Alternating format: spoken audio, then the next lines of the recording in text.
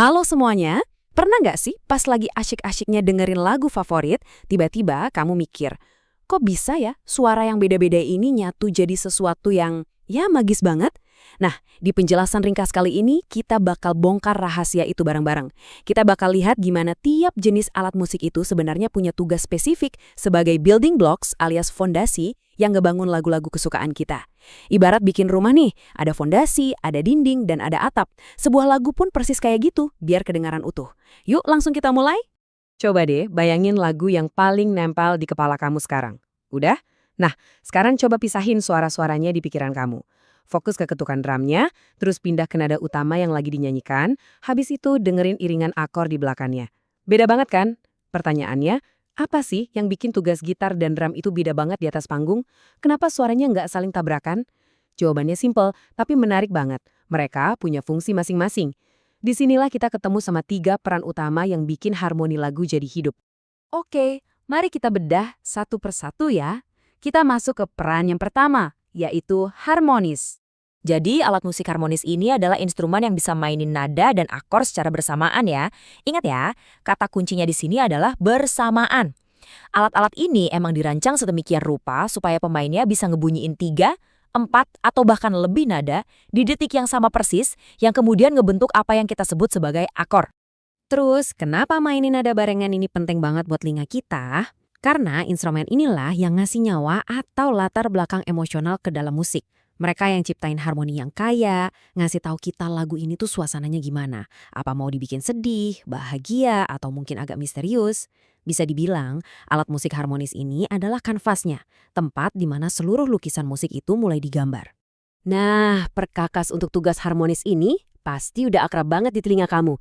Ada piano, gitar, keyboard, organ, sampai harpa. Buat ngasih gambaran aja nih, di piano, kamu bisa menekan sampai 10 tuts pakai kedua tangan secara bersamaan. Bayangin seberapa begah harmoni yang bisa dibangun cuma dalam sepersekian detik. Jadi, mereka ini nggak cuma mencet satu nada lalu pindah ke nada lain. Mereka benar-benar melahirkan sekumpulan nada sekaligus. Nah, yang super menarik dari perbandingan ini adalah gimana pendekatannya benar-benar bertolak belakang. Kalau tadi di kelompok harmonis kita numpuk banyak nada jadi satu akor tebal, di sisi lain ada konsep yang memainkan nada secara berurutan, satu persatu membentuk satu garis lurus. Ini ngebawa kita langsung ke peran krusial yang kedua. Peran yang kedua adalah melodies, alias suara utama dari sebuah lagu. Jadi, poin paling krusial di sini adalah alat musik melodis itu fokusnya murni ke perjalanan nada, dimainkan satu persatu secara berurutan. Mereka ini yang bikin rangkaian nada atau melodi dari sebuah lagu. Ibaratnya nih, fungsi mereka itu mirip banget sama suara vokalis utama di sebuah band. Tugas mereka bukan buat numpuk nada tebal-tebal, tapi buat menceritakan sebuah kisah lewat alunan melodi yang mengalir mulus.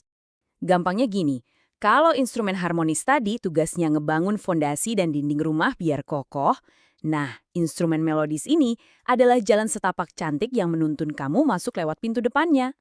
Mereka yang ngebawain nada utama lagu. Iya, bagian nada yang paling sering kamu senandungkan atau siulin tanpa sadar pas lagi mandi. Itu semua kerjaan instrumen melodis. Instrumen-instrumen kayak pianika, recorder, biola, seruling, trompet, dan saksofon adalah jagonya urusan ini. Waktu ditiup atau digesek, seluruh energi pemainnya itu difokuskan cuma ke satu nada di satu waktu. Hasilnya, sebuah melodi yang tajam, kuat, dan langsung nancep di telinga kita. Oke, sekarang kita beralih ke peran ketiga, sang penjaga detak jantung, yaitu ritmis.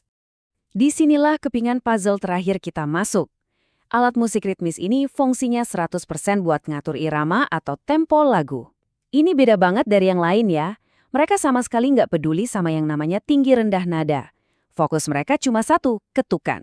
Merekalah sang manajer waktu di setiap formasi musik. Kenapa ngatur ritme dan tempo ini jadi urusan yang super vital?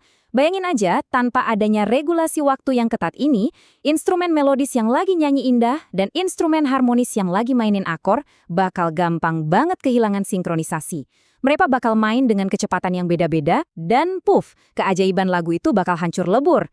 Instrumen ritmis inilah yang mastiin semua orang tetap berjalan beriringan. Alat-alat ini tuh ibarat sutradara ketukan yang sangat tegas.